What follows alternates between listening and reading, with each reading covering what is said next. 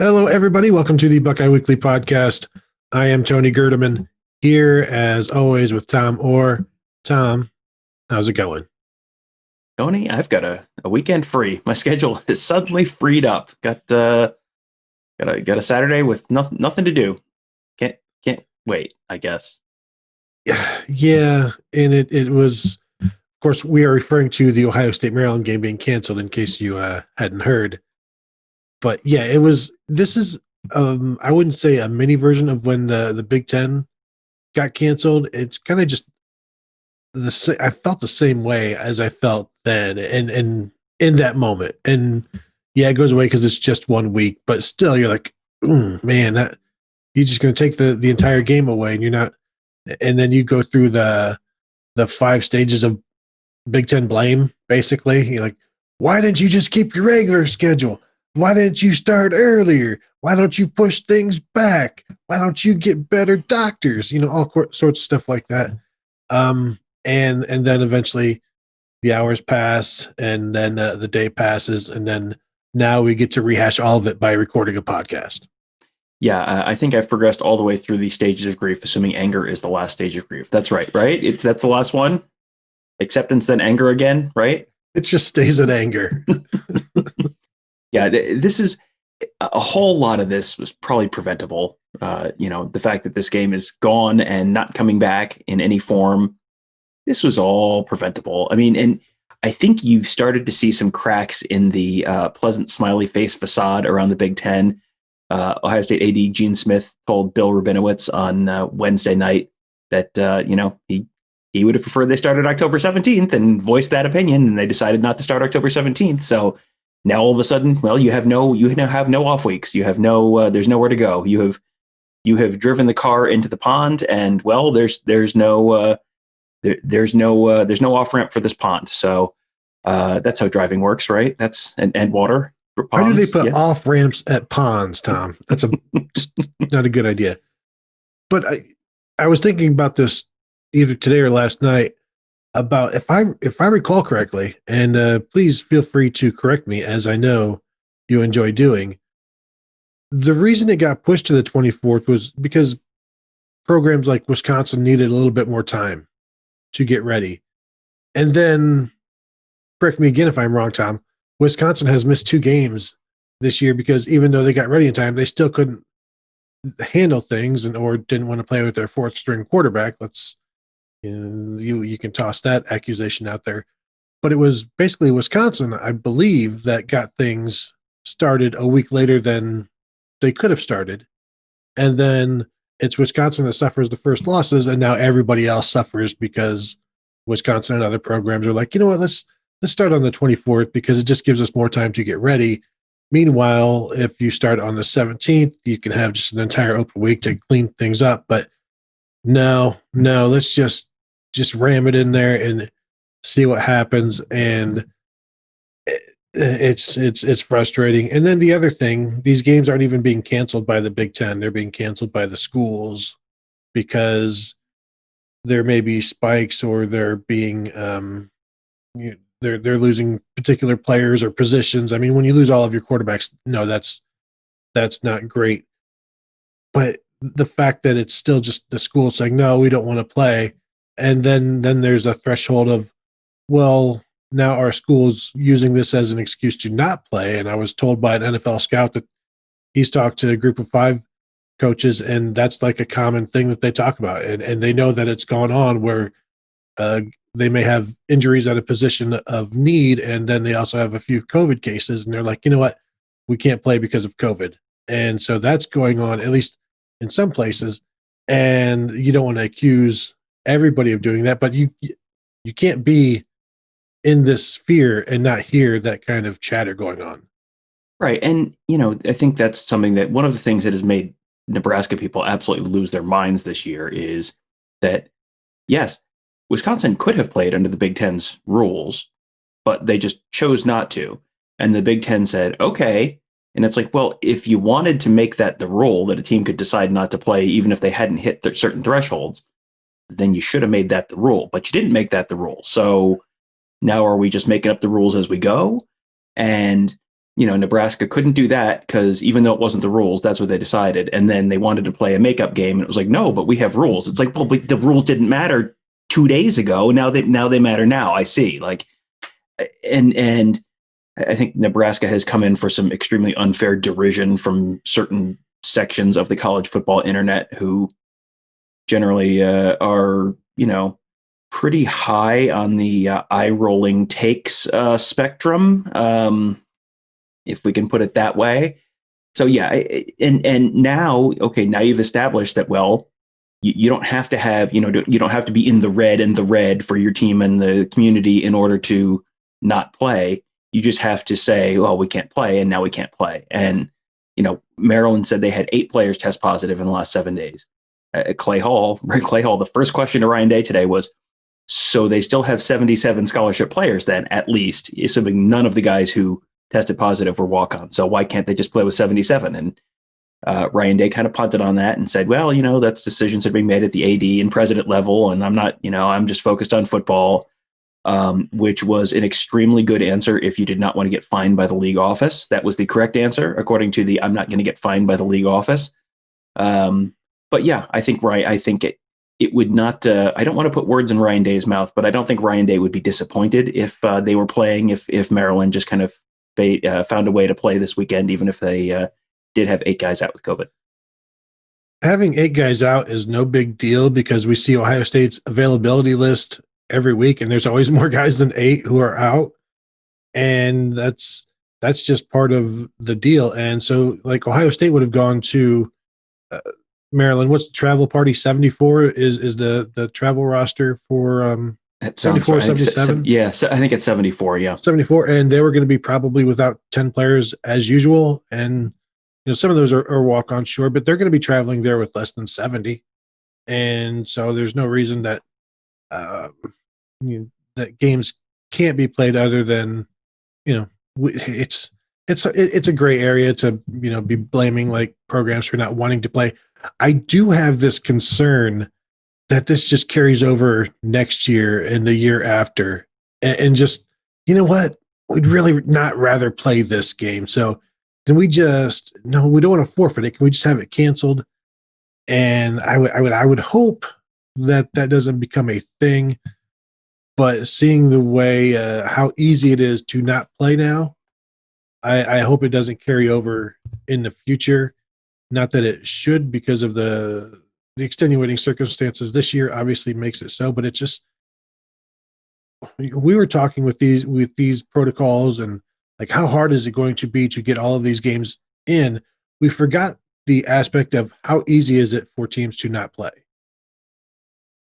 Yeah. And I think you're going to at some point have the team where it's a little too obvious that it's the, please excuse Rutgers from this weekend's game because they are dead. Sincerely, Epstein's mother. Like you're gonna have one of those notes. Another timely welcome back Cotter reference for all you millennials out there. It seems like you need to have some relatively hard and fast rules. Like there's areas you need flexibility. And there's areas where you just kind of need to have like, this is the rule and this is how we're doing it. And the Big Ten is almost handling it backwards. It's like they have boxed themselves in the area where you do need some flexibility with off weeks and that kind of stuff. But then they're also being extremely flexible in the area where it's like, well, can this game be played? Well, I'm kind of all up in my feelings today. So I don't really want to play. So therefore we're not going to play. Like, I don't think that's the way you probably want to handle that. And obviously it's possible. Like if a team has 6 quarterbacks and they're all unavailable, like, okay, that's fine. That's one thing. If you have 6 quarterbacks and your top 3 aren't available, which was the Wisconsin situation, if you're down to your 4th string quarterback, yeah, that's not a great situation, but you can play, you can safely play a game. You might lose that game, but you can safely play a game with your 4th and 5th string quarterbacks. That is a thing you can do. Georgia is doing an entire season like that right now. That's fine. Like it's okay.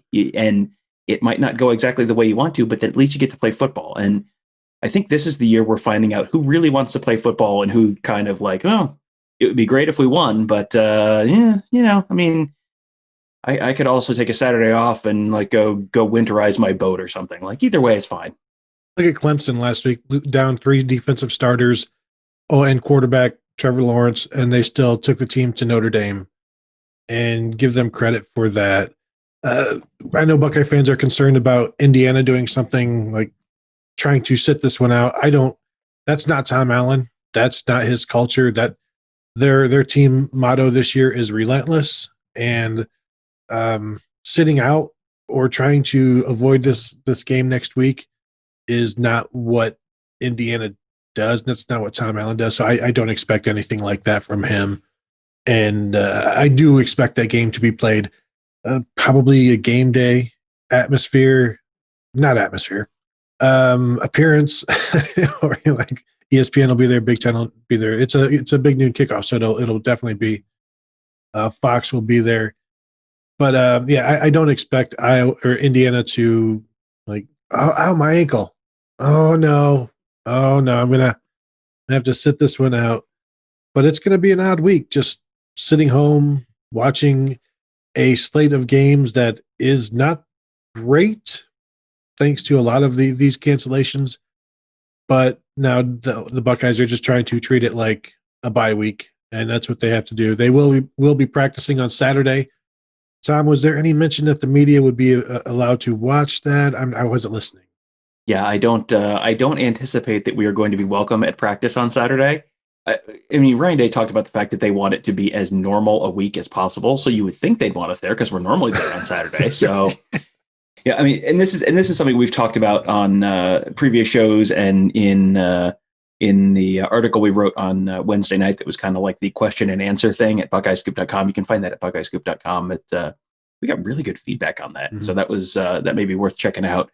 But basically, college football coaches want to stay in a routine. Routine is so big for college football coaches, programs, and they want this to be as normal a week as they possibly can. So they're still doing their best Fridays in football practice on Friday. They're going to do a scrimmage in the horseshoe, or they said they're going to do a practice. My assumption is it's going to be a scrimmage in the horseshoe on Saturday to make it as normal a week as possible. And, they'll start working on Indiana right now. They just have a couple day head start on working on Indiana. But, I mean, this is just Day was asked about, is he a little concerned that all of a sudden his guys have a few more hours of free time this weekend? And he said, yeah, I mean, that's you get the sense that Ryan Day is just kind of constantly worried about everything this fall. And that's not the wrong place to be, probably, given how everything is going right now. So, but yeah, he sounded a little concerned that, normally they would have been in a hotel Friday night. Normally they would have been, busy getting, you have the team meal and you go do your warm-ups and you're in the stadium all day and then you fly home and your whole Saturday is spiking for. Like now they have practice and it's like, and then what? Like, I mean, maybe they'll stay and watch some film, but you're back in Columbus. You probably have 6-8 more hours of free time than you normally would during a normal Saturday. And it's like, we talked to Justin Fields earlier this week about what he's doing, and he's just like not leaving his apartment except to go to the Woody in the grocery store, basically. I mean, you have to live like Justin Fields. Like this is, this everyone needs the WWJFD bracelets. Like, what would Justin Fields do? It's like go walk your dog, go to the grocery store if you absolutely have to, and other than that, stay the heck in your apartment. You probably need to send a text to Kirk right now and get that on a bracelet with the Scoop logo. And then we can sell those. And because it's just initials, it's not the actual player. It could stand for Joe Friday, but then I think Dragnet would come after us. It could stand for James Franklin, and then the results are not as good. No, definitely not. And what would James Franklin do? Oh man, those are questions you do not need to be exploring nor following.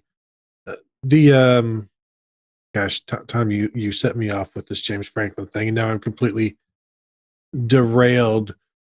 So let's talk a little bit about what we did discuss, what we wrote with all of these questions, and I think we've gone through some of them already. I thought it was interesting when you mentioned Clay Hall's question, and there was a lot there. It was like, well, should teams be dictating this. Shouldn't the Big Ten be getting involved? Should it be a forfeit? Should it be this? Should it be that? And at the end, Ryan Day said, I agree with you, Clay. I don't know exactly what he was agreeing with. Maybe it was just the overarching, this is kind of messed up, ain't it? I think that was probably it. Is that what you got from it? It's like when you send someone an email with like 4 questions in it, you just get back like a yes. It's like, but there were three questions in there that were not yes, no questions. Like what's going on? Yeah, I mean, the I'm just here so I don't get fined vibes were pretty strong from Ryan on both the radio show and the afternoon or the Thursday lightning round press conference.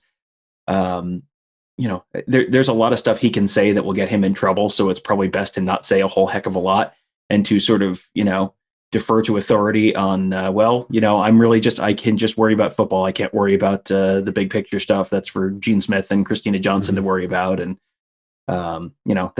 that's probably the safe play for him. Yeah, definitely. And you mentioned earlier Ryan Day and his concerns. I remember asking Urban Meyer a while back, like, are you concerned about something? And he's like, I'm the head coach at Ohio State. My job is to be concerned.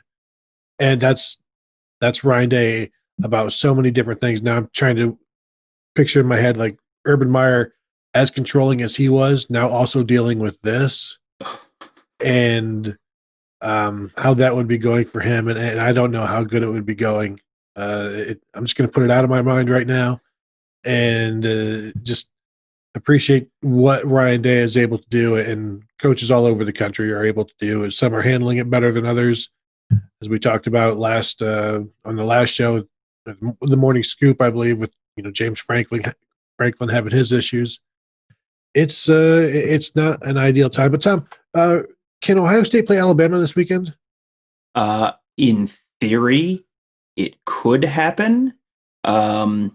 It is absolutely positively not going to happen, despite what certain nautical enthusiasts on Twitter may have implied in a,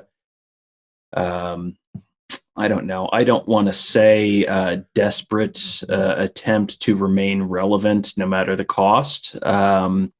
What's a better, politer way to say that? Oops, it already said it out loud. Well, these things happen.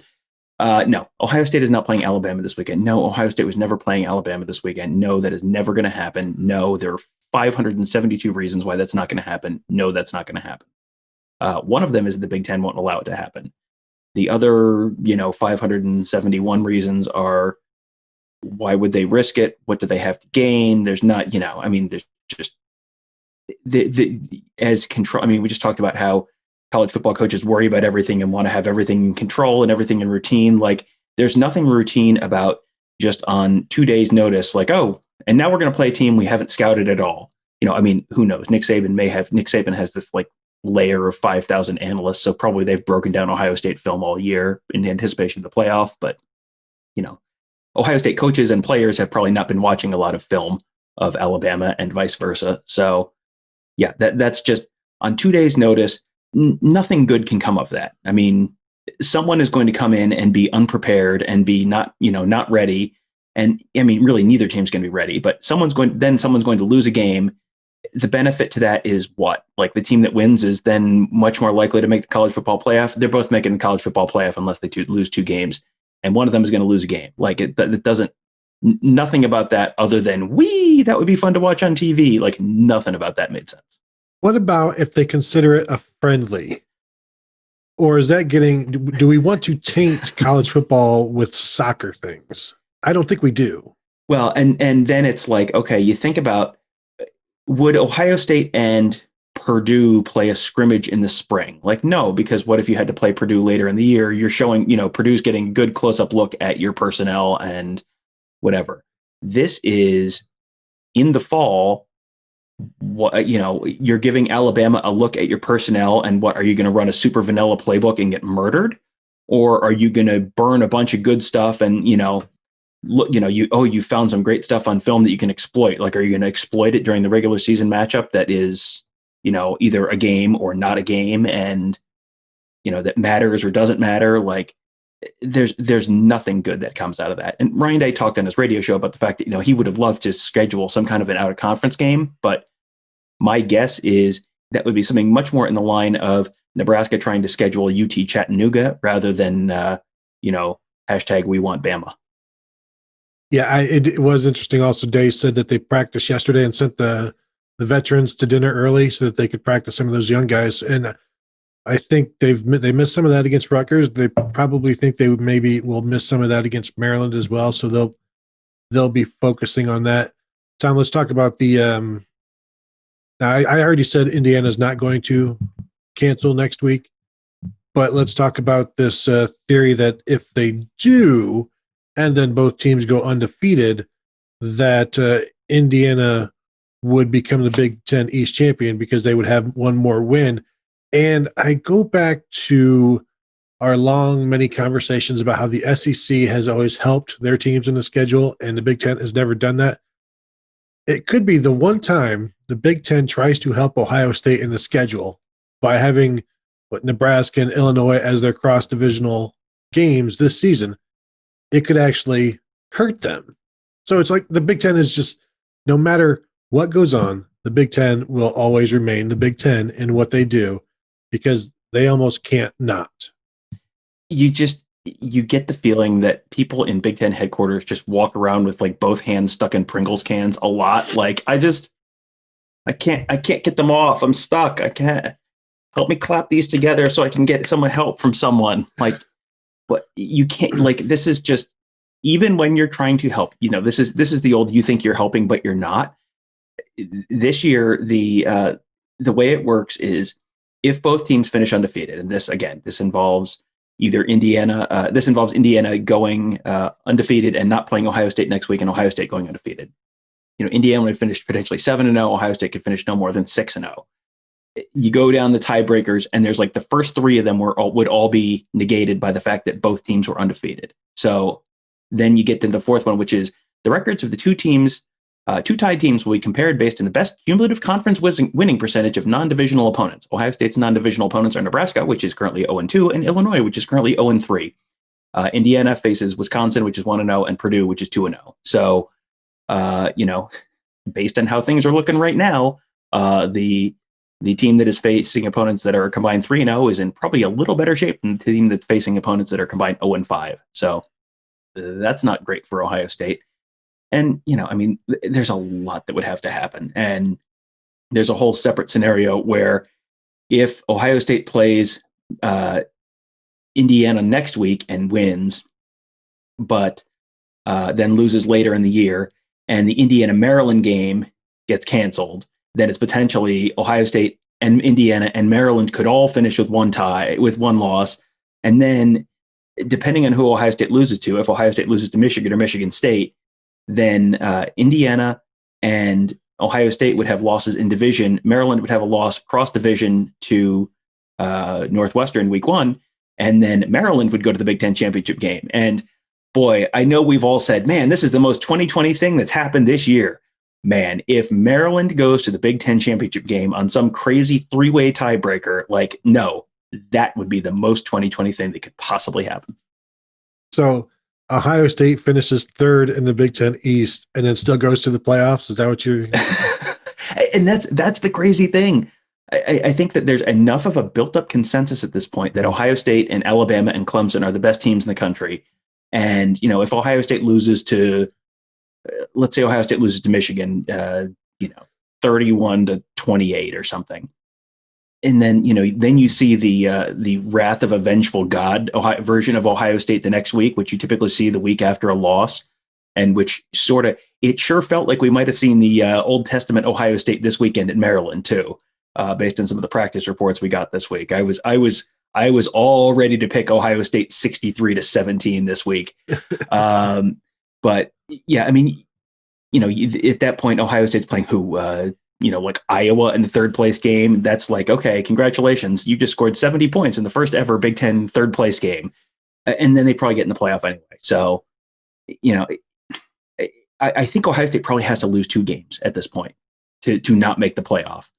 Maybe if they lose the Big Ten championship game and they lose to Wisconsin, who finishes undefeated, then maybe Wisconsin gets that spot in that case. But I don't I don't think two ACC teams are making it at this point. I don't think, unless you get Florida beating Alabama in the SEC championship game, I don't think you're probably getting two SEC teams now. I mean, there's a lot of stuff would have to go wrong for Ohio State to miss the playoff, which is one of the reasons that, losing this Maryland game, I know everyone's kind of got their head in the oven right now about this, but it's okay. Like this is not going to meaningfully impact Ohio State's chances at either a Big Ten championship or a college football playoff berth.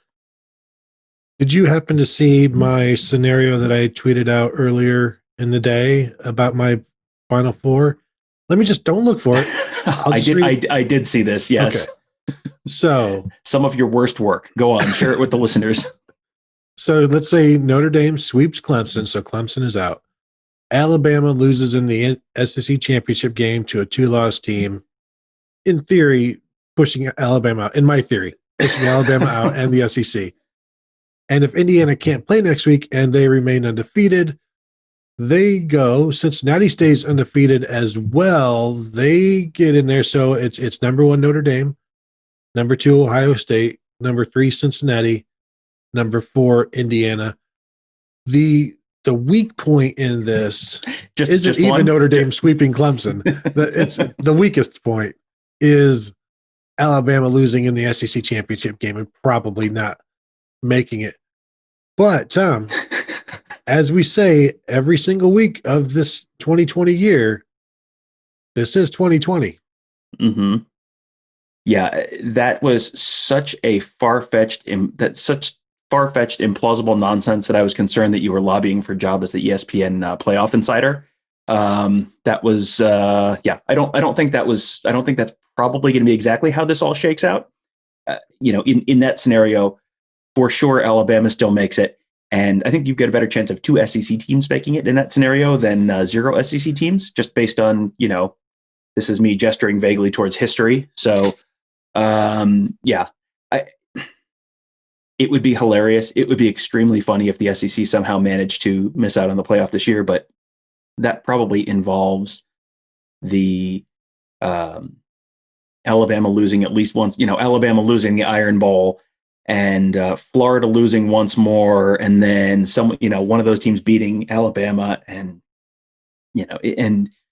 maybe Clemson beats Notre Dame in a double overtime classic in the ACC championship game, but then you've got 2 ACC teams in instead, and Ohio State in, and even then they probably find a way to put 2-loss Florida in, or 2-loss Georgia, or a 7-1 Texas A&M team that hasn't really beaten anyone except for Florida on kind of a fluky play. There's just, until the SEC gets left out of a college football playoff, I will believe it. I will believe it when I see it. But and again, you're also relying on Oregon to lose a game at some point between now and then.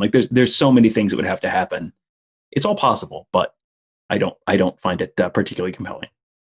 It's compelling, Tom, and I didn't get entirely ratioed on that tweet, which really is pretty good for me. So that's a positive. Was there anything else from the question and answer that we posted that we need to discuss? I guess the need to play 6 games or more to be qualified to make the conference championship game, unless the average drops below that, in which case you would just need to be within basically 2 games of that new average. Say the average number of games being played per team is 6.43. That drops down to a 6. And as long as Ohio State plays 4 games, they can qualify for the Big Ten championship. Tom, is that correct? The average would have to fall below 6. So the average would have to be 5.49, and then it would drop to 5, and then Ohio State would have to play 3. This is one of these So they could have already qualified? They could have already qualified, yes. If the average number of games in the Big Ten falls below 6. So, at that point, you're rooting for entire weeks to be missed, multiple entire weeks to be missed. So that's probably not a great scenario. So what if we all just hope the football gets played? That seems like a good way to do it. That's one kind of point of point of confusion for some people. And you can, and again, there was a lot of numbers there that we threw out very quickly. Just go to buckeyescoop.com and you can find the article. It's titled Answering Everything You're Asking Yourself About the Ohio State Maryland Cancellation. The other question is, can they just move the playoffs back a month and get more regular season games in? And Ryan Day was I think, in a hurry to get off the media call today. That was the question I was going to ask him. Like, would it make sense to just, he talked about the need for it to be flexible this year. It's like, well, it would give them flexibility if they just push the college football playoff selection show back a couple weeks, have the conference championship games on New Year's Day, and then have the selection show after that, and then play the semifinal games in mid-January and play the championship game, play it on the Saturday before the Super Bowl. I don't care. Like, whatever, figure it out. Like, you can, but then everyone has a couple more weeks to fill in some of the games they've missed. The SEC's missing more than half of its schedule this week. Ohio State's now missing a game. There's a lot that could be sort of sorted out, because I don't think this is going to be the last week we're seeing a bunch of games missed. So, this is probably only a problem that's going to get worse and not better, at least in the short term. So give yourself a little bit of wiggle room. Right now, I'm going to amend my earlier analogy for the Big Ten. When you're driving through like a construction site, and like Pennsylvania is great for these, either on I-70 or I-80, where you're driving across a bridge and you've got like two of those like concrete barriers, those Jersey barriers, like right, and it's like there's feels like there's 6 inches from each mirror. It's like, okay, that's what the Big Ten is doing right now. And they're driving, and it's like, as long as this car doesn't wiggle at all, we're going to be okay. And they are white knuckling it through this football season. And, and usually in Pennsylvania, there's real nasty crosswinds on those bridges, and you're blowing you side to side. It's like, that's the Big Ten trying to get through this football season. Like, if you can push those barriers out 3 feet on each side, everyone's going to feel a little more comfortable. You got a little bit of wiggle room if the wind blows you a little. This seems like a win-win. I mean, this seems like a very good idea.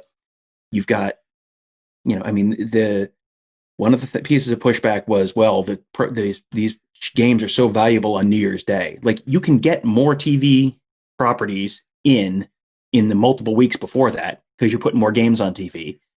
Do you think a New Year's Day full of conference championship games with national championship implications might be like, we can make a new tradition this year, and instead of the Rose Bowl, you're watching the Big Ten championship game and the SEC like, that would be fine. I think everyone would be fine with that. And the Rose Bowl and Sugar Bowl typically push back on that, because the Rose Bowl definitely has to be on New Year's Day, because that's when the Tournament to Roses parade is. There's no Tournament to Roses parade 2021. They've already canceled it. So this is all doable, but it's up to the all of the leadership of college football to come together and make a sensible decision. And good luck, friends.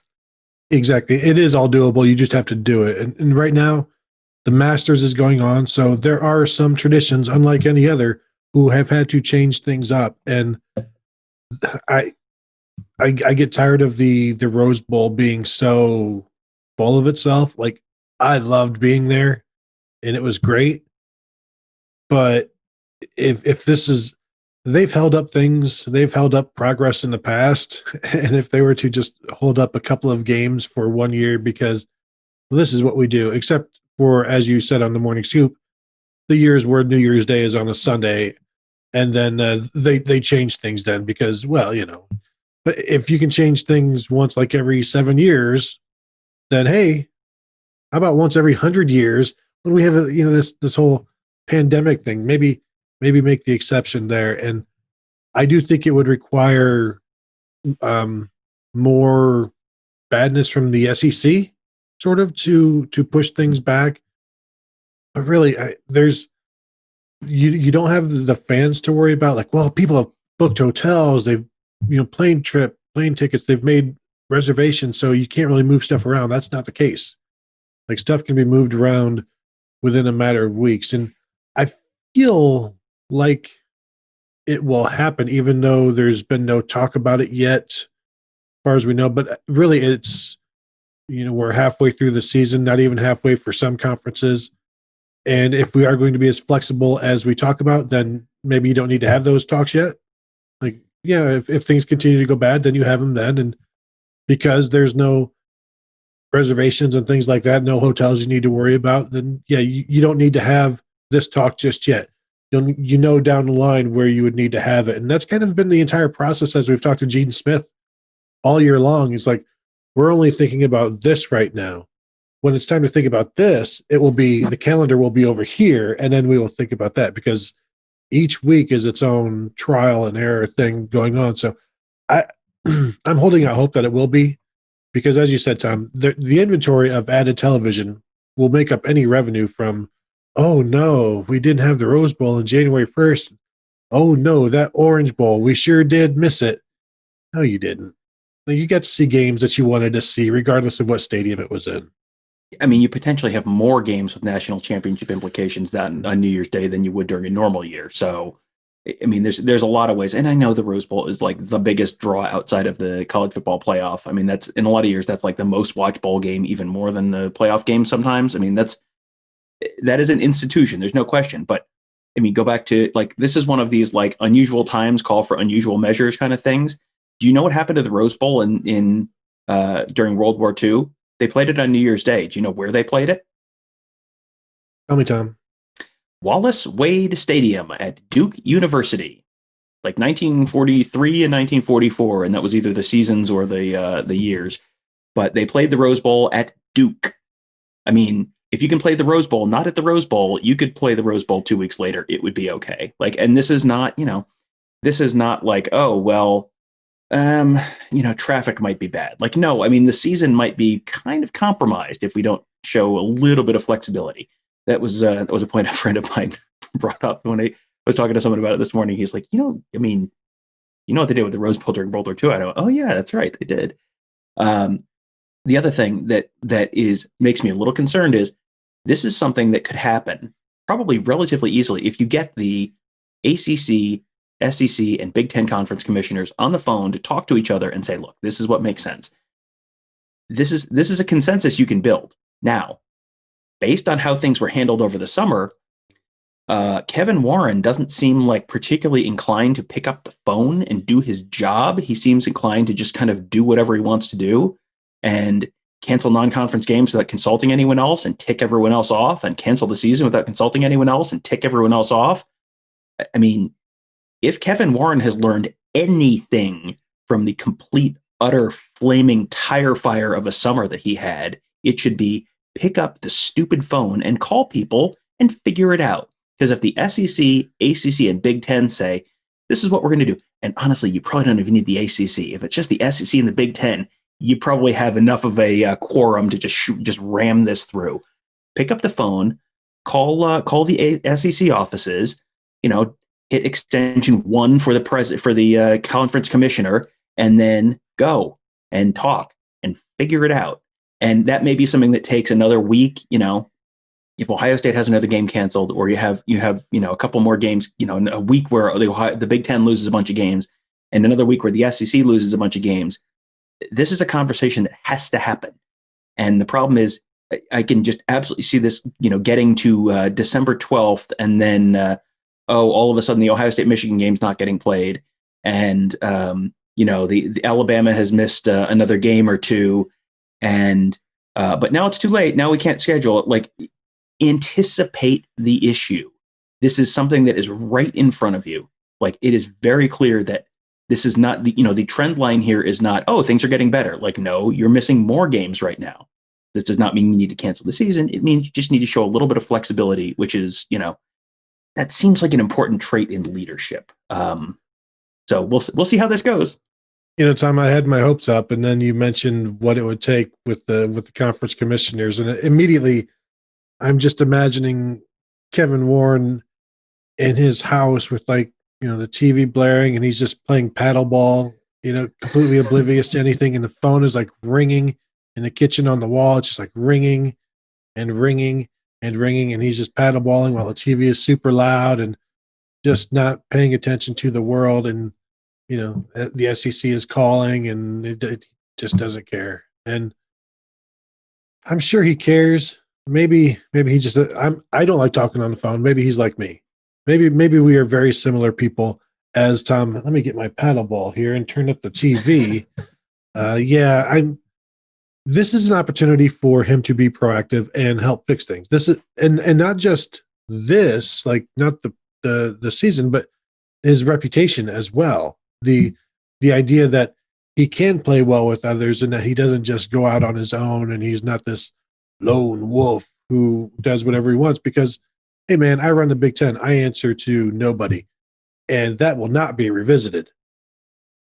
But he is a one-man wolf pack, and by being a one-man wolf pack, he is the North Carolina State of Commissioners, which is not great, not fantastic. I mean, if you look at the maps of where there are outbreaks right now, it's like there's a whole bunch of Upper Midwest in there. There's, you look at, I just pulled up, there's a Georgia Tech tool that you can estimate the likelihood of, at least one person in a group of 50 in any given county having COVID. If you just randomly pick 50 people, and there's a bunch of upper Midwest counties in Minnesota and Iowa and Wisconsin and Michigan that are like over 95% that someone there is going to have COVID.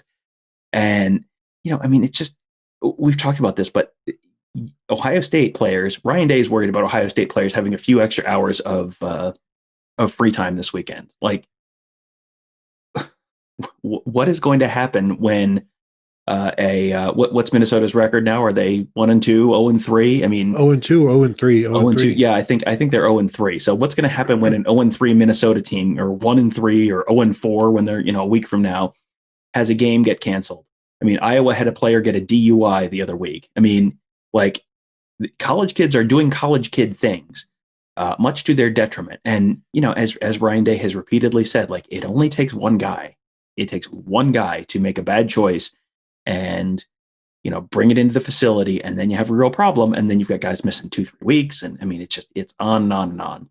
You're kind of trying to walk this razor's edge right now, and you're trying to do it with no margin for error. You have to give yourself more margin for error. Like, this is all doable, but it is being done right now by the Big Ten in a way that is making it much less doable than it probably should be.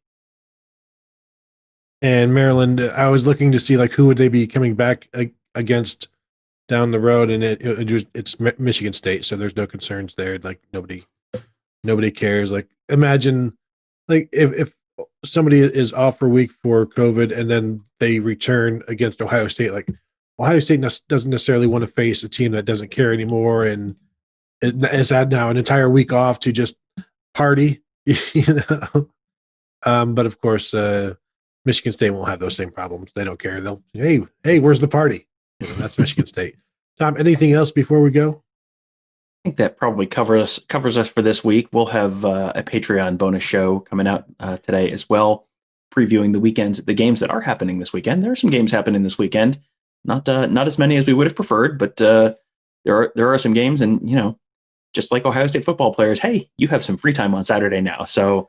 We are out of apple picking season and out of corn maze season, so I guess you're gonna have to sit on the couch and watch some football, unless you want to go outside and hang some Christmas lights. It is probably college football watching time on Saturday, so we'll let you know what we're watching and what we're expecting from those games. Yeah, Patreon.com/Buckeye Weekly. There you go. Thank you, Tom. And of course, check out BuckeyeScoop.com, and I'm sure there'll be more practice reports coming in the next few days, as things will be a little bit more interesting with how they treat the young guys and get them some action. So if you're not yet a member, I would recommend doing that and getting into that Ask the Insiders message board, and also participating. Right now, Bill Green has his all-day chat going, and there's always, Q&As. We're there. Everybody's usually just hanging out, and it's a good place just to talk about the Buckeyes, to get some insight that you can't get anywhere else. And usually the first place you find, hey, this guy's going to be committing soon, or this is going on, keep an eye on this, and just all kinds of fun stuff. So if you're not yet a member, please check it out. You can start by the month, and then if you like it, you can stay by the month, or you can go by the year. Shoot, there may be a lifetime membership we're working on. Who knows, Tom? And Christmas is coming up, so if you're thinking, well, I don't know what I want for Christmas, which is an issue I generally have a lot. Like, I don't need anything. Well, what if you got yourself a membership to BuckeyeScoop.com? Ask your spouse or kids or parents or whatever, whoever is pestering you about getting a gift. You can that's a gift you can give without having to go out to the mall. And even in a normal year, that's the very best gift of all. Although, if you do want to go to the mall, I will meet you there with my laptop, and we can get you set up with an account. I usually hang out by JCPenney. Over. You can find me at Polaris. You can find me at Tuttle. I really don't ever go anywhere but those two places, and I'm just hanging out with my laptop. So feel free. If you see me, say hi, and if you need an account, we'll get you set up. So thank you, everybody, and we will talk to you Tuesday.